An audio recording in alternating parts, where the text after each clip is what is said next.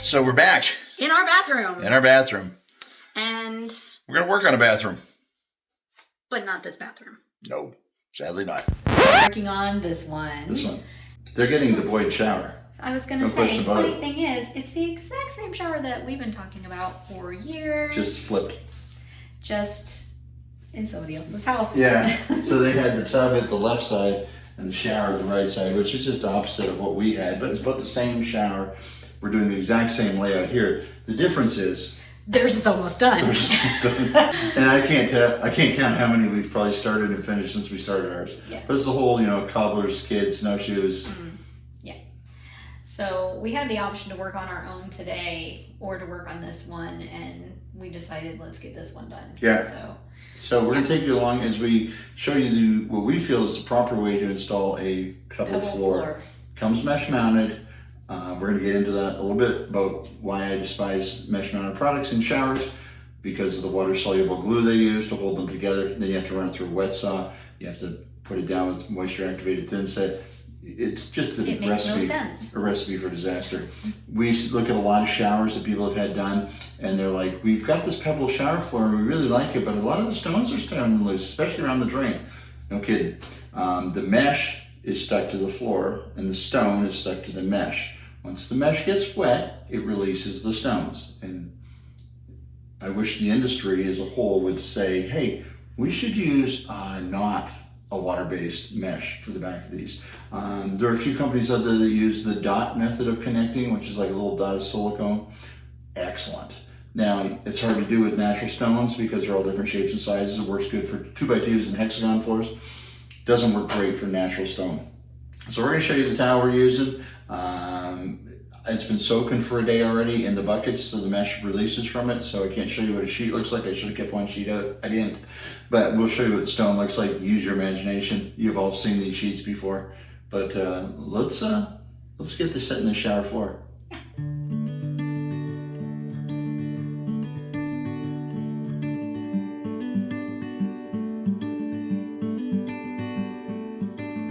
I know a place where we can go and be alone.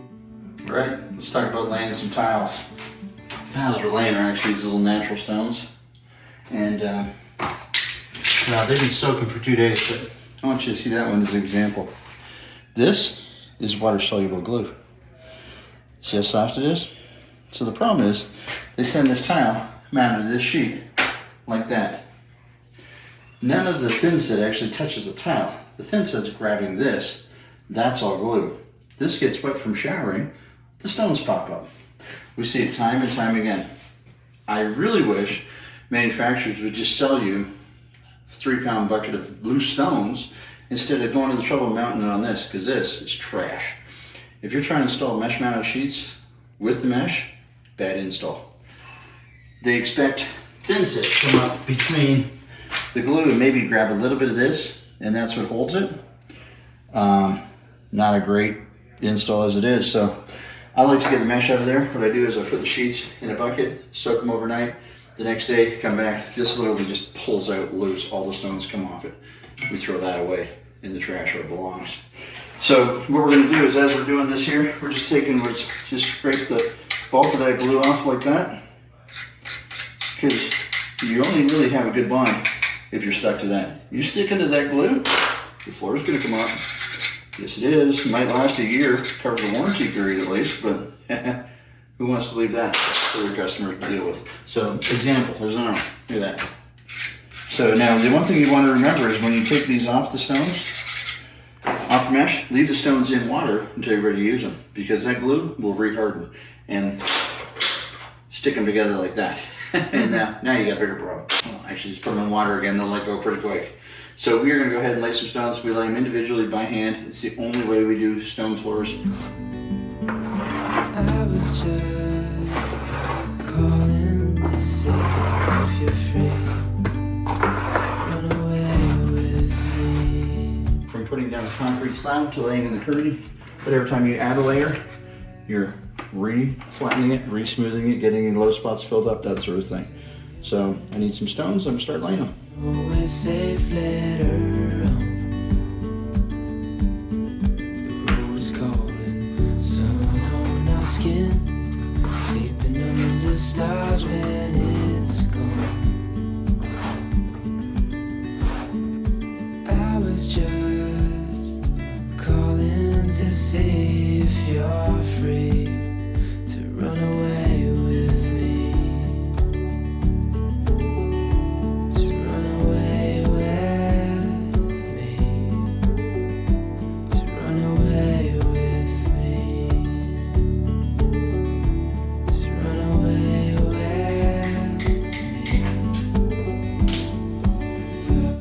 This rock is singing.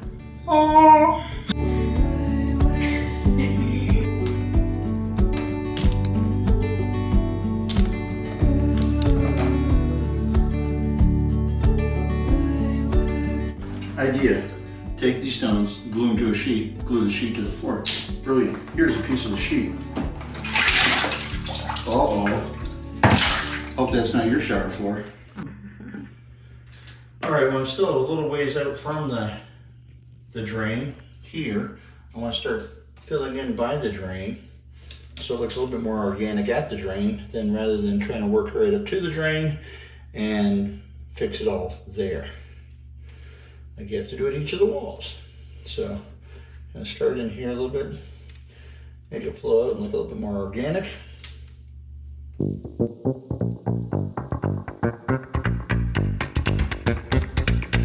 A little closer to that, I can start pushing these down in.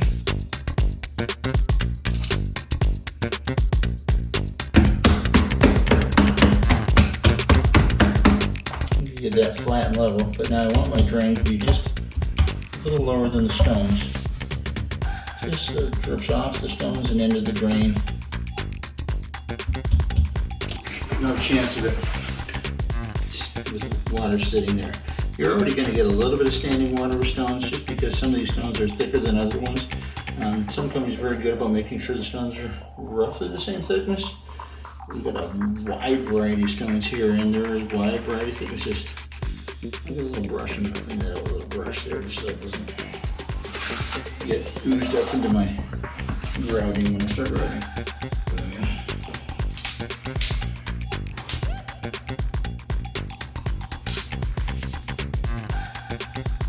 Sense over my shoulder that you're filming me again. Yes. As we come down the home stretch. Home stretch, we're almost there. You've got this. You are a tiling warrior. I'm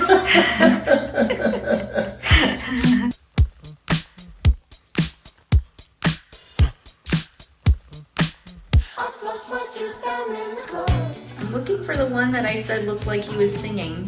You find it? No. I'm looking right at it. You're looking right at it? Yep. Is it down this way? Just where the drain is, go that way 14 inches. It's eating a white one. Worse me. Worse me. We're Walking down to the dam for our neighborhood fireworks. They always put on a really good display. They do. So pretty excited to Not share far it. from our house. Yeah. Just a little jaunt down here. We stand out on the dam and they shoot them off. There's a man-made island and they shoot them off of that area over there. So it should be fun. Yeah. We'll show you some of the highlights if we can catch them.